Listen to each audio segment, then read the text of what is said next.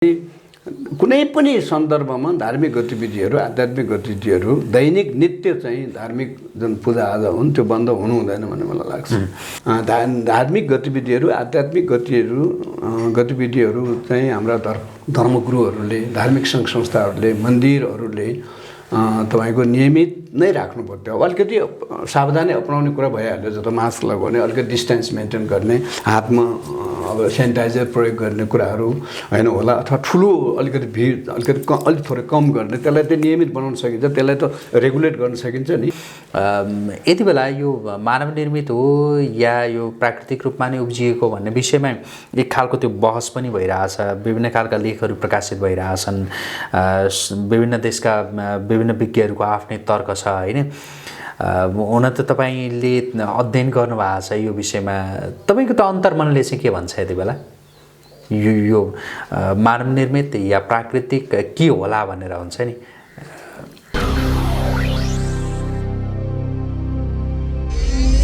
नमस्कार आदरणीय दर्शकवृन्द, AP news यात्राको यो अर्को एउटा विशेष संवादमा यहाँहरूलाई धेरै स्वागत छ। म रोहित भण्डारी। दर्शकवृन्द, एपी न्युज यात्राको यति बेलाको संवादमा हामीसँग डाक्टर केबी रोकाया हुनुहुन्छ।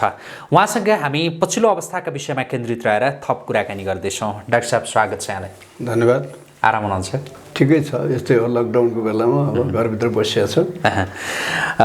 यो विश्वभर कोरोना भाइरसको यो महामारी फैलिएपछि को विश्व र त्योभन्दा अगाडिको विश्वमा त्यो व्यापक अन्तर देखियो र अझ थप देखिने भयो होइन? कुन ढङ्गले विश्लेषण गरिरहनु भएको छ? अब अहिले संसारभरि कोरोनाको चर्चा छ है, कोरोनामय भइरहेको छ संसार, जताततै कोरोना कोरोना कोरोना, कुरै चाहिँ त्यही बाहेक अरू कुनै पनि कुरा भइरहेको छैन। अब योभन्दा अघिल्लो तपाईँसँगको अन्तर्वार्तामा पनि कोरोनाको भर्खर सुरुवात भएको बेलामा पनि तपाईँ र म कुरा गरेका थियौँ। त्यसमा मैले कोरोना र यसको चाहिँ आध्यात्मिक पक्षको बारेमा मैले त्यहाँ अलिकति आफूलाई विचारहरू राखेको थिएँ। अब अहिले झन्डै 1 महिना पछाडि हामी आउँदाखेरि संसारमा अब कोरोनाको यसका विभिन्न पक्षहरू छन्।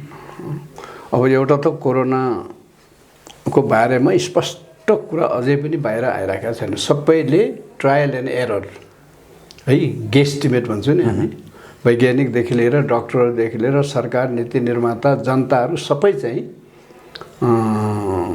त्यो अन्दाजको भरमा यो के हो भन्ने स्पष्ट नभइकन अन्दाजको भरमा चाहिँ संसार भयभीत र त्रसित भएको देखिन्छ अहिले।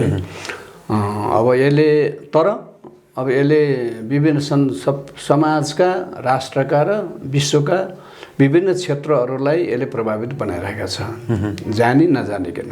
अब नियतवश कतिवटा कुराहरू भइरहेका छन् होइन, कतिवटा कुरा अब स्वाभाविक रूपमा भइरहेका छन् होइन। यही बेला यसलाई विभिन्न प्रकारले प्रयोग गर्ने काम पनि भइरहेका छन् होइन। त्यही कारणले यसले संसारको राजनीतिलाई प्रभावित बनाइरहेका छ। अबको राजनीति फरक हुन्छ, अब नेसनल र इन्टरनेसनल पोलिटिक्स दुइटै यसले फरक बनाइरहेको छ। यो एउटा विषय हो, यसमा हामी कुनै दिन कुरा गरौँला। अर्को अब संसारको अर्थतन्त्रलाई पनि यसले प्रभावित बनाइरहेका छ। धेरै ठुलो प्रकारले, ठुलो मात्रामा संसारको अर्थतन्त्रलाई यसले प्रभावित बनाइरहेका छ। अर्को भनेको सामाजिक संरचना, सामाजिक मूल्य मान्यताहरूलाई पनि यसले प्रभावित बनाइरहेका छ है। यसले नयाँ खालका मूल्य मान्यताहरू ल्याउने र फेरि पुराना मूल्य मान्यताहरू जुन मानिसले छोडिसकेका थिए त्यतातिर फेरि फर्कने है सम्भावना पनि यसले उब्जाएको छ। अर्को भनेको तपाईँको वातावरणलाई पनि यसले असर पारेको छ है, वातावरणीय प्रभाव पनि छ। अब अहिले झट्टै हेर्दाखेरि त सकारात्मक प्रभाव छ यसको वातावरणमा होइन। काठमाडौँमै पनि अब आकाश सफा छ, सडकहरू सफा छन्, धुलो छैन, धुवा छैन, गाडीहरू छैनन्, बाहिर सडक खुला छन्। अब यो वातावरणीय प्रभाव पनि छ। अर्को भनेको तपाईँको यो धार्मिक क्षेत्रलाई पनि यसले प्रभावित बनाएको छ। यसरी मानव जीवनका हरेक पक्षलाई कोरोनाले प्रभावित बनाइराखेको छ। अब यो मानव निर्मित हो कि प्राकृतिक हो, यो स्वाभाविक हो, आफै उब्जेको हो भन्नेमा पनि अहिले प्रश्नहरू छन् अझै।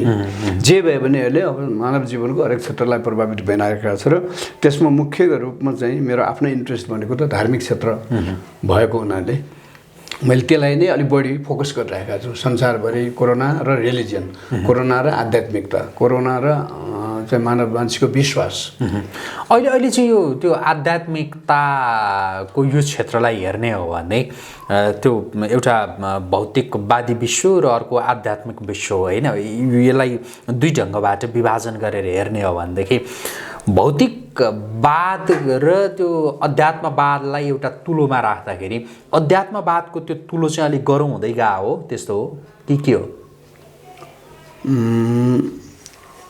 होइन, त्यसको दुईवटा पक्ष छ। म त्यही कुरो तपाईँले भन्न आइराखेको थिएँ। वास्तव भन्यो भने यसले धर्मलाई र आध्यात्मलाई दुई प्रकारले यसले प्रभावित बनाएको मैले देखिरहेको छु।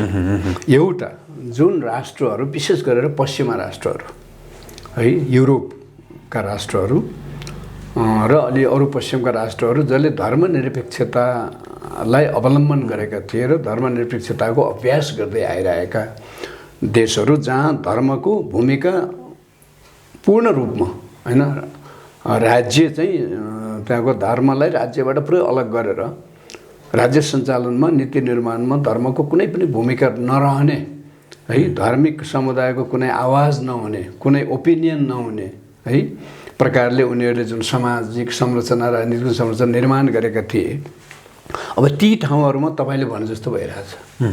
ती ठाउँहरूमा अब जनताहरू फेरि एकचोटि धर्मनिरपेक्षता को बारेमा प्रश्न उठाउन थालिसके उनीहरू। अर्को कुरो धर्मकै बारेमा पनि प्रश्नहरू उठाउन थालिसके र अहिले धेरै ठाउँमा, जस्तो मैले अब अस्ति ब्राजिलकै एउटा सानो भिडियो हेरेको थिएँ जहाँ मान्छेहरू सडकमा आएर, ठुलो भिड सडकमा आएर सडकमै घोप्टो परेर सडकमै चाहिँ उनीहरू पश्चाताप गरिरहेका थिए है। उनीहरूले परमेश्वरसँग हामीले गल्ती गऱ्यौँ, हामीले पाप गऱ्यौँ, हामीले अपराध गऱ्यौँ, हामीले नराम्रो गऱ्यौँ, जसको कारणले आज यो सङ्कट हामीमाथि आइपरेको छ भनेर उनीहरूले त्यस्तो छ। इटालीमा होइन, अब जर्मन, बेलायत, फ्रान्स, यो युरोपका अरू विभिन्न राष्ट्रहरूमा पनि त्यहाँका जनताहरू, अस्ति एकजना मेरो साथी फिनल्यान्डमा हुनुहुन्छ, नेपालमा धेरै वर्ष जानुभएको फिनल्यान्डको साथीले मलाई लेख्नुभएको थियो कि एउटा हस्पिटलमा अब कोरोनाका बिरामीहरू लाई भ्रमण गर्नको लागि त्यहाँको एकजना पास्टर, धर्मगुरु, पादरी होइन, पास्टर, चर्चको धर्मगुरु अस्पतालमा त्यो बिरामीलाई भेट्न जानुभयो। अनि त्यहाँ उहाँले कुरा गर्नुभयो, बिरामीहरूसँग कुरा गर्नुभयो, उहाँले आफ्नो कुरा गर्नुभयो, डक्टरहरूसँग कुरा गर्नुभयो। त्यसबाट धेरै प्रभावित भएर एकजना डक्टरले अब ऊ पहिला ईश्वरमाथि आस्था राख्थ्यो कि राख्दैन त्यो थाहा छैन होइन, तर अहिले चाहिँ पुरै चाहिँ धर्म, आध्यात्मिकतामाथि र ईश्वरमाथि आस्था राख्ने र म अब चर्च जान थाल्छु है भनेर उसले भन्यो, एकजना डक्टरले। र उसले खुलै ओपनली उसले आफ्नो गवाही त्यसरी दिइराखेको छ भन्ने कुरो गर्नुहुन्छ। कारणले त्यो त्यतातिर चाहिँ मानिसहरू, अमेरिकामै पनि मैले त्यो देखेँ है, मानिसहरू धेरै पुनर्मूल्याङ्कन गरिराखेका छन्। उनीहरूले आफूले अपनाएको नीति होइन र सामाजिक संयन्त्र, संरचना, मूल्य, मान्यता भनेको नास्तिकताबाट त्यो आध्यात्मिकतातर्फ फर्किए त्यो धर्म भनौँ न, उनीहरूको विश्वास जुनसुकै धर्म, उनीहरूले मानिआएको धर्म होइन, योभन्दा अगाडि जुन मानिरहेको थियो, यस्तो क्रिस्चियन समुदायका व्यक्तिहरू जो पहिले क्रिस्चियन थिए तर उनीहरू नास्तिक बने, या अब जस्तो यता पूर्वीय सभ्यता भनौँ न, हिन्दू लगायतका हेर्ने हो भनेदेखि जो हिन्दू थिए उनीहरू जो नास्तिक बने, भनेको उनीहरू त्यो आध्यात्मिकतातर्फ चाहिँ बिस्तारै त्यो फर्कन लागे भन्ने कुरा। आध्यात्मिकतातर्फ फर्कन लागेका छन् र धर्मनिरपेक्षता मैले पहिले पनि भन्दै आएको। अब त्यो युरोपबाटै धर्मनिरपेक्षता सुरु भयो र संसारभरि उनीहरूले धर्मनिरपेक्षता फैलाए र अहिले त्यही ठाउँमा फेरि यस्तो खालको आपद विपद आएको हुनाले यसले ती राष्ट्रहरूलाई फेरि धर्मसापेक्षतातिर लग्छ अब है, र धार्मिक धर्मको फेरि चाहिँ भूमिका ती राष्ट्रहरूमा फेरि आउँछ, फर्केर आउँछ भन्ने मलाई लाग्छ। के कारणले तपाईँले भनिरहनु भएको छ यो? जस्तो केही त्यो अघि तपाईँले जस्तो ब्राजिलको कुरा गर्नुभयो, इटलीको कुरा गर्नुभयो होइन, केही राष्ट्रका केही घटनाहरूलाई, केही सन्दर्भहरूलाई उल्लेख गरेर तपाईँले यो भनिरहनु भएको छ या अरू केही तर्कहरू छन्? होइन मैले त त्यहाँका हेरिराखेका छु त्यहाँको सोसाइटीलाई त्यहाँका मान्छेहरूले के भनिराखेका छन् त्यहाँका लिडरहरूले नेताहरूले के भनिराखेका छन् र जस्तो अब मैले अब हेरेँ संसारको अहिलेसम्मको सबभन्दा वृद्ध मान्छे जसलाई कोरोना लाग्यो र अनि लागिसकेपछि उनीको हुनुभयो है 107 वर्षको महिला है एकजना उनीको हुनुभएको छ उहाँको कुरो पनि मैले सुनेको थिएँ। त्यसपछि आएर अमेरिकाकै एकजना 104 वर्षको वृद्ध जसलाई कोरोना लाग्यो तर उहाँको हुनुभयो त्यसबाट बाहिर निस्कनु भयो होइन कोरोनालाई उहाँले परास्त गर्न सक्नुभयो। त्यस्तै बेलायतको 101 वर्षको एकजना वृद्ध होइन लोग्ने मानिसलाई पनि कोरोना लाग्यो तर निको हुनुभयो।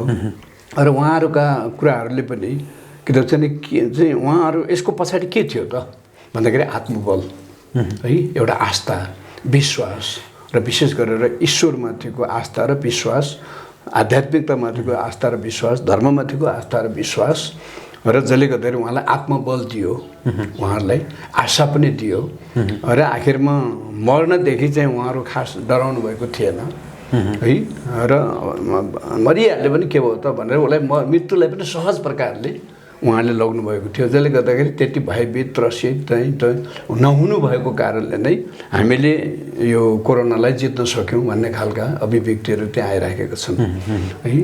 अब अमेरिकामा अहिले विशेष गरिकन त्यहाँ अब ठुलो विवाद र बहस अहिले भइरहेछ धार्मिक स्वतन्त्रताको बारेमा है।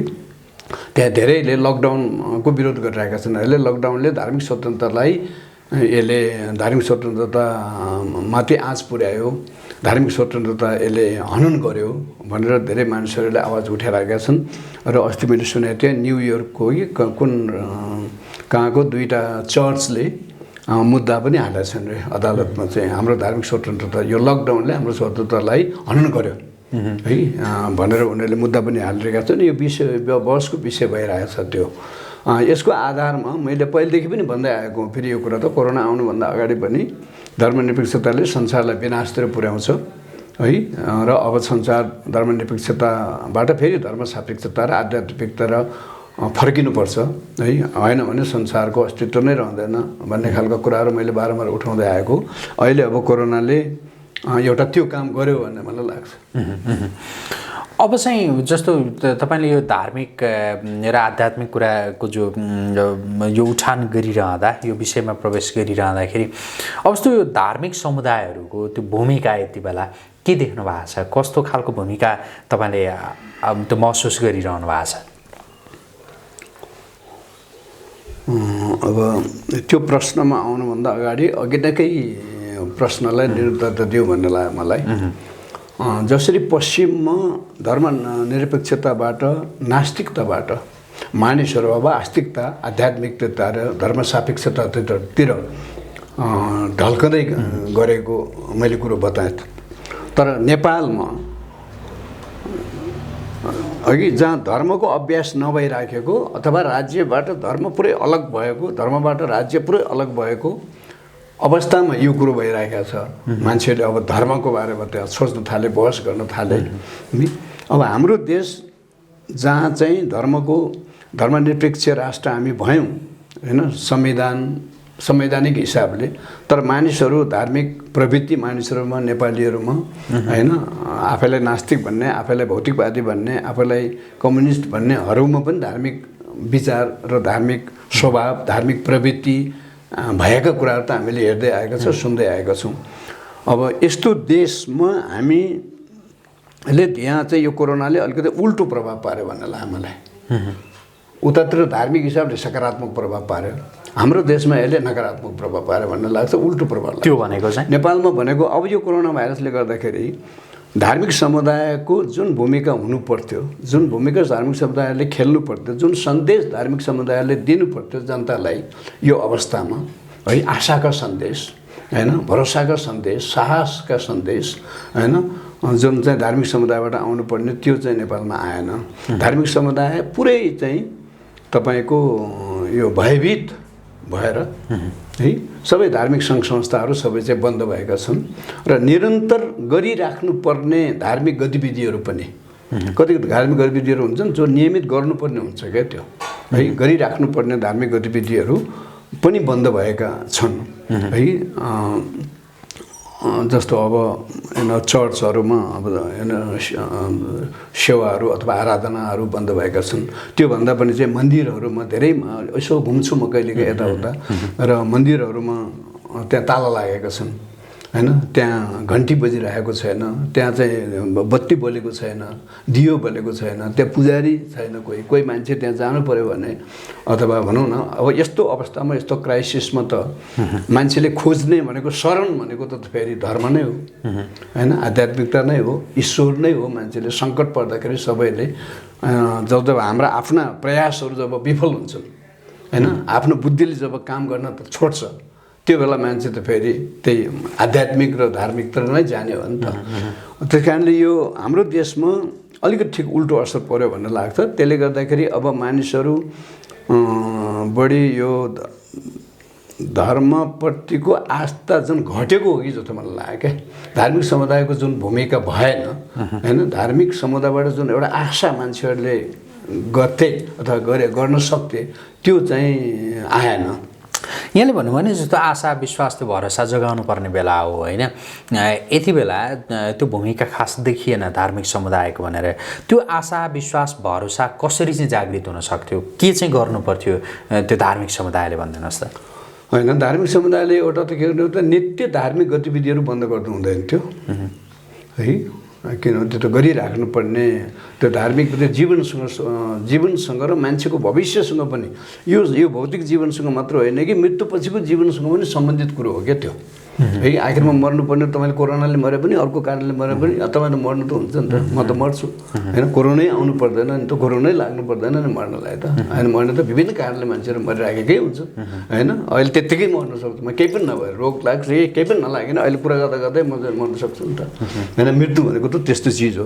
त्यस कारणले गर्दाखेरि धार्मिक गतिविधिहरू आध्यात्मिक गतिविधिहरू चाहिँ हाम्रा धर्मगुरुहरूले, धार्मिक सङ्घ संस्थाहरूले, मन्दिरहरूले तपाईँको नियमित नै राख्नु पर्थ्यो। अब अलिकति सावधानी अपनाउने कुरा भइहाल्यो, जस्तो मास्क लगाउने, अलिकति डिस्टेन्स मेन्टेन गर्ने, हातमा अब सेनिटाइजर प्रयोग गर्ने कुराहरू होइन होला, अथवा ठुलो अलिकति भिड अलिक थोरै कम गर्ने, त्यसलाई चाहिँ नियमित बनाउन सकिन्छ, त्यसलाई त रेगुलेट गर्न सकिन्छ नि होइन। 1000जना मान्छेहरू एक ठाउँमा आउँछ भने ल हामीले होइन 200 गरौँ अथवा त्यसलाई व्यवस्थित बनाउन सकिन्थ्यो क्या।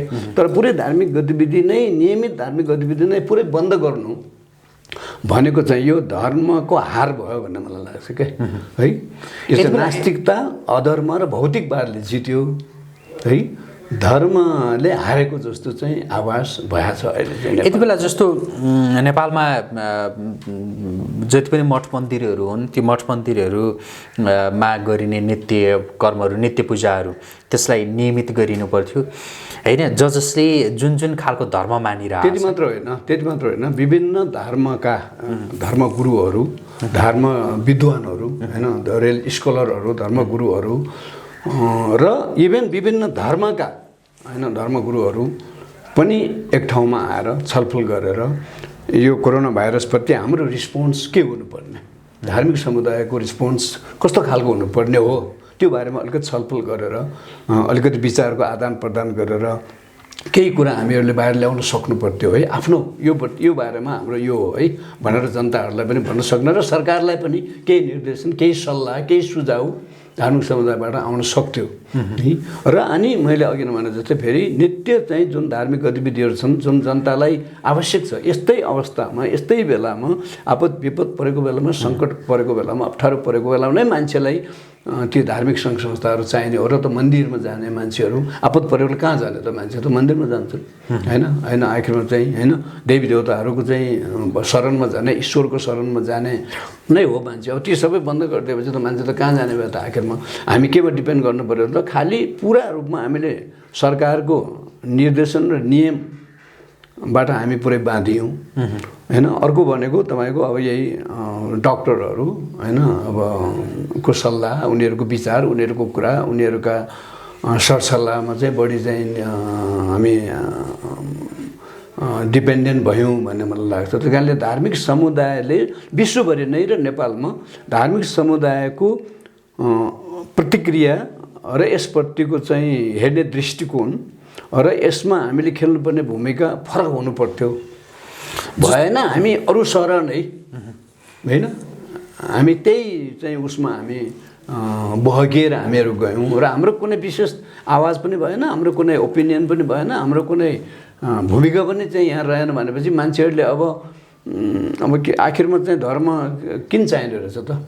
धर्म त नभए पनि हुने रहेछ नि त आखिरमा, होइन? जुन चाहिँ अब एकदम पूजाआजा गर्नुपर्ने कुरो भनेको त्यो विश्राम लिने कुरो होइन क्या, त्यो त नित्य गरिराख्नुपर्ने कुरो हो, त्यो एउटा आध्यात्मिक रिक्वायरमेन्ट हो क्या त्यो, होइन? त्यसलाई पनि बन्द गर्न सकिने रहेछ त, नगरे पनि हुने रहेछ भनेपछि त गरे पनि हुने भयो, नगरे पनि हुने भयो, आखिरमा यसको कुनै महत्त्व रहन्छ होइन भन्ने खालको र कुनै चाहिँ एउटा आशाका सन्देशहरू धर्मगुरुहरूबाट नआइराखेको अवस्थामा जस्तो धर्मप्रति नकारात्मकै असर यसको पर्यो भन्ने मलाई लाग्छ नेपालको। जस्तो धर्मगुरु होइन धार्मिक अगुवाहरूको कुरा गर्दाखेरि जस्तो यहाँले अहिले भन्नुभयो कि त्यो सामूहिक एक खालको सामूहिक त्यो आवाज आउनु पर्थ्यो, एक ठाउँमा उभिनु पर्थ्यो भनेर यहाँले भन्नुभयो। अब जस्तो यहाँहरूले विशेष गरी यहाँ एक खालको त्यो अगुवाई पनि गरिरहनु भएको छ, त्यो अभियान नै चलाइरहनु भएको छ लामो समय यता, त्यो अभियानमा नै हुनुहुन्छ, नेपाललाई हिन्दू राष्ट्र घोषणा गरिनु पर्यो भनेर भनिरहनु भएको छ।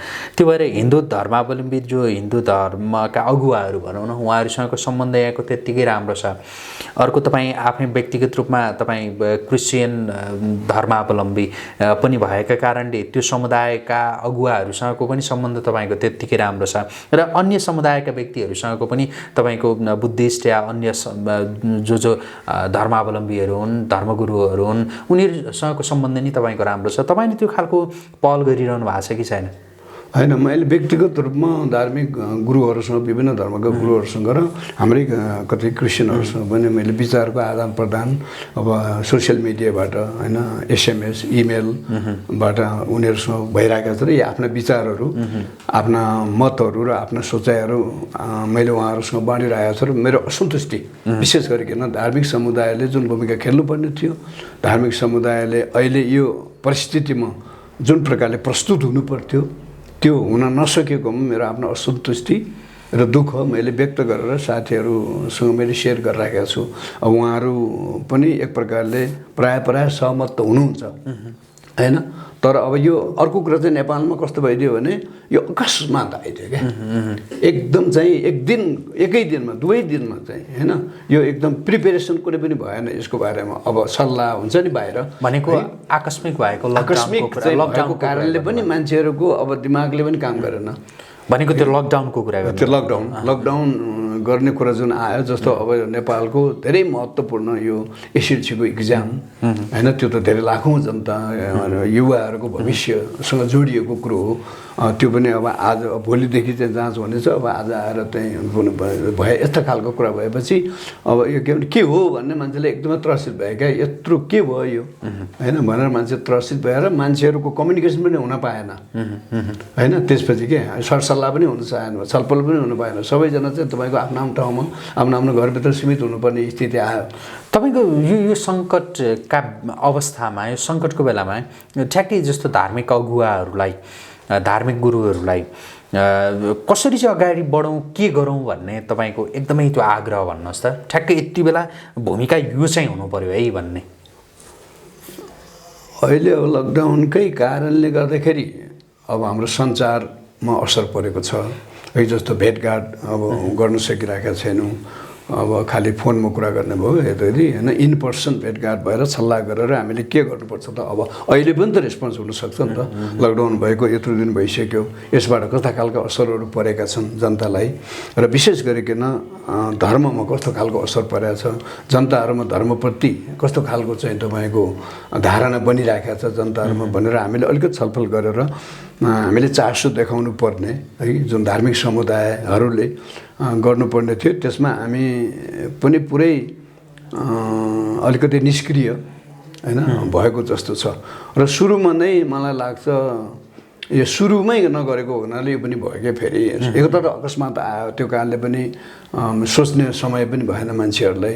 अर्को कुरो सुरुमै कति धार्मिक गतिविधिहरू मलाई लाग्छ विशेष गरी हिन्दू धर्मावलम्बीहरूका हाम्रा होइन, हाम्रा नेपालीहरूको जो हिन्दू धर्ममा आस्था राख्छन् उहाँहरूका कति चाहिँ पूजाआजा हरेक दिन गर्नुपर्ने नित्यक्रमहरू, मन्दिरमा हुने पूजाआजाहरू जुन गरिराख्नुपर्ने कुराहरू चाहिँ बन्द नगर्नु पर्थ्यो भन्ने मलाई लाग्छ होइन। यो बन्द हुन सक्दैन, यो हामी बन्द गर्न सक्दैनौँ होइन। यो किनभने त मान्छेहरूलाई आवश्यक पर्छ, यस्तै सङ्कट परेको बेलामा, आपद विपद परेको बेलामा होइन, यस्तै अवस्थामा नै मान्छेलाई फेरि चाहिँ धर्मको आवश्यकता पर्ने, आध्यात्मिकताको आवश्यकता पर्ने होइन, ईश्वरको शरणमा जानुपर्ने मान्छेलाई। त्यस कारणले मान्छेहरू त आउँछन् होइन। अब कहाँ पठाउने हामीले मान्छेहरूलाई? त्यो अमेरिकामा केही चर्चहरूले त्यो आवाज उठाइरहेका छन्। यस्तै बेलामा मान्छेहरू त चर्चमा आउनु चाहन्छन्, उनीहरू त्यहाँ आएर उनीहरू केही आश्वासन, केही सान्त्वना मिल्छ उनीहरूलाई, केही आशा मिल्छ उनीहरूलाई होइन, र केही अलिकति साहस त्यहाँ प्राप्त हुन्छ मान्छेहरूलाई। यो भनेको चाहिँ त्यो एक खालको त उच्च सावधानी सहितको उच्च सावधानी पनि अपनाउने प्लस सावधानी अपनाउँदै त्यो जो नित्य पूजाहरू, नित्य कर्महरू जे हुन् त्यसमा चाहिँ सक्रिय रहने होइन, त्यो भूमिकामा चाहिँ रहिदिनु पर्यो। त्यो हुनु पर्थ्यो, सावधानी अपनाउँदै होइन। र इसेन्सियल अब कति ठाउँमा, कति देशहरूमा र अमेरिकाकै पनि कति राज्यहरूमा मैले पढेको छु, यो धार्मिक गतिविधिलाई, नित्य पूजाआजालाई यो अति आवश्यकमा उनीहरूले समावेश गरेको छ।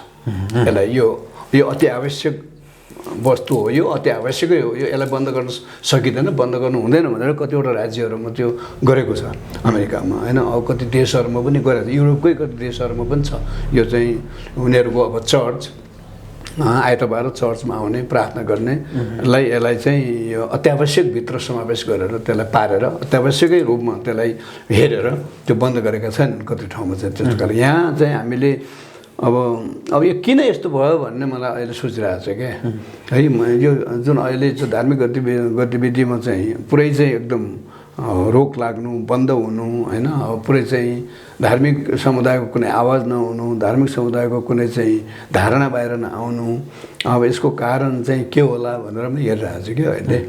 र एउटा त अब धर्मनिरपेक्षता नै भयो यसको मुख्य कारण।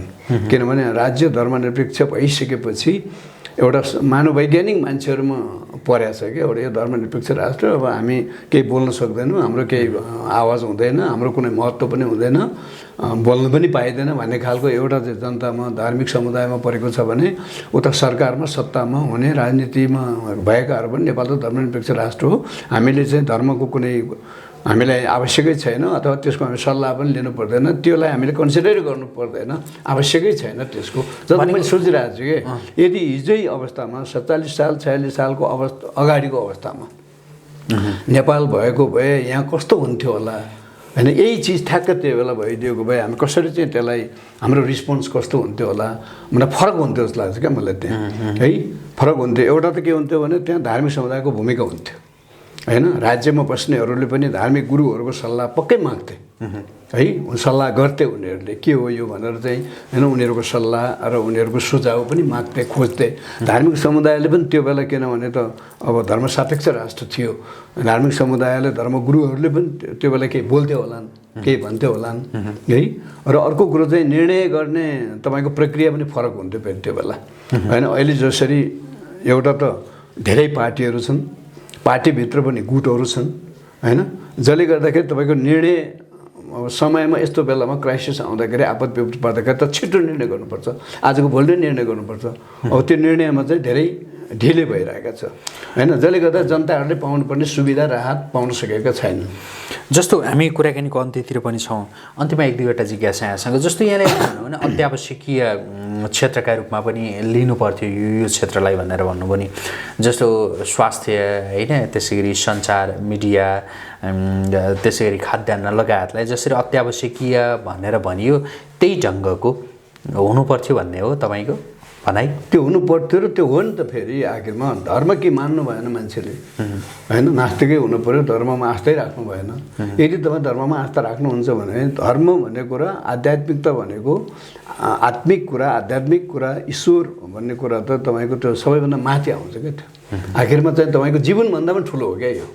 तपाईँको आस्था, मेरो आस्था त मेरो जीवनभन्दा पनि ठुलो हो नि त यो त होइन। भनेपछि त म मर्छु कि भनेर डराएर मैले आफ्नो आस्था छोड्ने अथवा चाहिँ आफ्ना गर्नुपर्ने कुराहरू कर्तव्य धार्मिक गतिविधिहरू जुन कर्तव्यहरू चाहिँ मैले छोड्ने हो भने त मैले धर्म मानेको केही कामै भएन नि त। किन मान्ने त, नमाने पनि भइहाल्यो नि त होइन। त्यस कारणले ठुलो प्रश्न चाहिँ आएछ क्या। किन हामी भनेको चाहिँ नेपालको धार्मिक समुदाय कमजोर भएको रहेछ भन्ने कुरो देख्यो अहिले। धर्मनिरपेक्षताले नेपालको धार्मिक समुदायलाई कमजोर बनाएको छ, साइकोलोजिकल पनि मनोवैज्ञानिक हिसाबले पनि असर पारेको छ।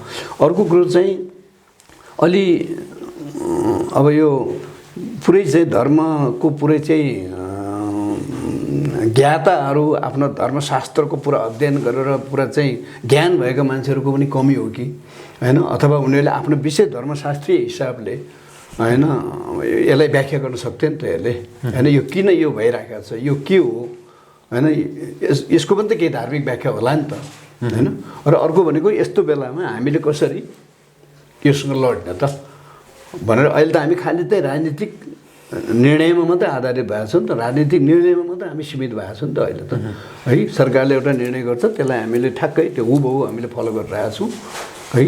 जस्तो यहाँले रोके मैले त्यो धार्मिक पाटोबाट भनौँ न एउटा त्यो धार्मिक र आध्यात्मिक विषयलाई चाहिँ यति बेला अत्यावश्यकीय विषय अत्यावश्यकीय सन्दर्भका रूपमा उजागर गरेर अहिलेको यो सङ्कटसँग जुझ्न सकिन्छ होला, फेरि सकिन्छ नै भन्ने विश्वास हो के हो, अलिकति भन्नुहोस् त यसमा। होइन, मलाई लाग्छ धार्मिक गतिविधिहरू अहिले बढ्नु पर्थ्यो। यो कोरोना आइसकेपछि घट्ने होइन, बन्द हुने होइन कि धार्मिक गतिविधिहरू बढ्नु पर्थ्यो। ठाउँ ठाउँमा यज्ञ, ठाउँ ठाउँमा होम, ठाउँमा चाहिँ तपाईँको धार्मिक प्रवचनहरू होइन। त्यस्तो खालले गर्दाखेरि चाहिँ त्यो चाहिँ सकारात्मक शक्तिले होइन, त्यो आध्यात्मिक शक्तिले धार्मिक शक्तिले होइन, त्यो पोजिटिभ थिङ्किङ जुन आउँथ्यो नि मान्छेमा चाहिँ एउटा है, त्यसले गर्दाखेरि मान्छेलाई यो कोरोनासँग लड्नलाई चाहिँ शारीरिक बल होइन पनि हुन्थ्यो, उनीहरूको अलिक बढ्थ्यो, मानसिक बल पनि बढ्थ्यो, आध्यात्मिक चाहिँ तपाईँको बल पनि पाउँथे। त्यस कारणले गर्दाखेरि कोरोनासँग लड्न सजिलो हुन्थ्यो भन्ने मलाई लाग्छ। तर फेरि तपाईँले भने जस्तै त्यस्ता यज्ञहरू होमवादीहरू होइन या अरू कार्यक्रमहरू गर्दाखेरि प्रवचन भन्नुभयो, त्यो गर्दाखेरि मान्छेहरूको फेरि भिडभाड भएर त्यो झनै सङ्क्रमण फैलिन्थ्यो होला। यो वैज्ञानिक ढङ्गबाट हुन्छ नि, यो ढङ्गबाट हेर्ने हो भनेदेखि फेरि सावधानी अपनाउँदै मान्छेमा विश्वास हुन सक्नु पऱ्यो क्या। कुनै पनि धर्ममा आस्था राख्ने धार्मिक उसको चाहिँ विश्वास त धर्मशास्त्रमा हुन्छ क्या। धर्मशास्त्रले के भन्छ होइन, त्यसलाई प्रायोरिटी दिन्छ क्या धार्मिक मान्छेले। धर्मशास्त्र के भनेको छ, धर्मशास्त्र आधारसँग चल्नु पऱ्यो नि त अनि, र धर्मशास्त्रले भनेअनुसार चाहिँ चल्नु पऱ्यो होइन भने त धर्म मान्नुको मतलब भएन नि त त्यो होइन है। त्यस कारणले गर्दाखेरि कुनै पनि सन्दर्भमा धार्मिक गतिविधिहरू आध्यात्मिक गतिविधिहरू दैनिक नित्य चाहिँ धार्मिक जुन पूजाआजा हुन् त्यो बन्द हुनु हुँदैन भन्ने मलाई लाग्छ। हामी कुराकानीको अन्त्यमा छौँ। अन्त्यमा अलिकति फरक सन्दर्भ यही कोरोनासँग सम्बन्धित नै छ। जस्तो यति बेला यो मानव निर्मित हो या यो प्राकृतिक रूपमा नै उब्जिएको भन्ने विषयमा एक खालको त्यो बहस पनि भइरहेछ। विभिन्न खालका लेखहरू प्रकाशित भइरहेछन्। विभिन्न देशका विभिन्न विज्ञहरूको आफ्नै तर्क छ होइन। हुन त तपाईँले अध्ययन गर्नुभएको छ यो विषयमा, तपाईँको त अन्तर्मनले चाहिँ के भन्छ यति बेला यो मानव निर्मित या प्राकृतिक के होला भनेर हुन्छ नि? अब हिजो पनि मैले न्युज पढिरहेका छु अहिले, विशेष गरेर अब पश्चिमी राष्ट्रहरूले चीनमाथि अलिकति शङ्का गरिरहेका छन् होइन। हुनु त फेरि अब अमेरिकाकै वैज्ञानिकहरू संलग्न थिए भन्ने पनि देखिन्छ। युहानको एउटा बायोलोजिकल त्यहाँ चाहिँ ल्याबोरेटरीमा प्रयोगशालामा यो भाइरस अब त्यहाँ बनाइएको हो होइन। त्यो भाइरसको बारेमा एक्सपेरिमेन्ट हुँदै थियो त्यहाँ, र त्यहाँबाट बाहिर निस्क्यो, बाहिर अब लिक भयो भन्ने खालका कुराहरू आइरहेका छन्। र यसमा बहसहरू भइरहेका छन्, यसमा चाहिँ होइन छलफलहरू भइरहेका छन्। अर्को कुरो अब यसलाई अहिले विभिन्न देशमा लकडाउन गर्नु र लकडाउन बढाउनुको पछाडि आर्थिक राजनीतिक र धार्मिक स्वार्थहरू छन् भन्ने मलाई लाग्छ। त्यो खालि कोरोनाकै कारणले मात्रै त्यो मात्र नभएर मान्छेहरूले आफ्नो चाहिँ त्यसलाई राजनीतिक स्वार्थको लागि प्रयोग गरिरहेका छन्। धेरै देशमा अहिले तपाईँको अब त्यहाँका शासकहरूले चाहिँ पुरा अधिकार आफ्नो हातमा लिने यही बेला है, र एकदम आफैलाई शक्तिशाली बनाउने खालका कुराहरू पनि भइरहेका छन्। अर्को कुरो अब केही ठुला चाहिँ आर्थिक अन्तर्राष्ट्रिय चाहिँ तपाईँको बहुराष्ट्रिय अन्तर्राष्ट्रिय कम्पनीहरू र चाहिँ तपाईँको वित्तीय संस्थाहरू को पनि आफ्नै स्वार्थ होला त्यसमा है यसमा र धार्मिक हिसाबले पनि अहिले विशेष गरिकन यो कोरोनालाई धार्मिक समुदायको भूमिकालाई न्यूनीकरण गर्नको लागि जनतामा धर्मप्रतिको आस्था अझै घटाउने है र यो वास्तवमा केही पनि रहन्छ है भन्ने चाहिँ खालले पनि प्रयोग भइराखेको छ देखिन्छ जुन नेपालमा पनि त्यो भयो भन्ने मलाई लाग्छ। हुन्छ, आजको लागि चाहिँ कुराकानी यति गरौँ। जुन समय यहाँलाई हामीलाई दिनुभयो यसका लागि यहाँलाई धन्यवाद। हुन्छ, यस्तो अवस्थामा पनि तपाईँ मलाई आफ्ना विचारहरू यो बारेमा राख्ने मौका दिनुभयो। म फेरि पनि नेपालका धार्मिक समुदायहरूलाई विशेष गरेर हाम्रा हिन्दू धर्मका विभिन्न सङ्घ संस्थाहरू र विद्वानहरू धर्मगुरुहरूलाई एकचोटि फेरि म अनुरोध गर्न चाहन्छु यो बारेमा हामी धार्मिक हिसाबले सोचौँ, आध्यात्मिक हिसाबले सोचौँ, धर्मशास्त्रीय हिसाबले सोचौँ, धर्मशास्त्रको अझै अध्ययन गरेर यो बारेमा त्यहाँ के लेखिएको छ होइन के कुराहरू छन्। यस्तो बेलामा जनताहरूलाई हामीले के भन्नुपर्ने हो, के गर्नुपर्ने हो र जनताहरूलाई हामीले के सन्देश दिनुपर्ने हो भन्ने बारेमा एकचोटि फेरि सोच्नुहोस् भन्ने म अनुरोध गर्न चाहन्छु। हस्, धन्यवाद। आदरणीय दर्शकवृन्द, हामी कुराकानी गर्दै थियौँ डाक्टर केबी रोकासँग। उहाँसँगको यो कुराकानी आजका लागि यहीँ सकिन्छ। एपी न्युज यात्रा सँगै रहनुहोला। नमस्कार।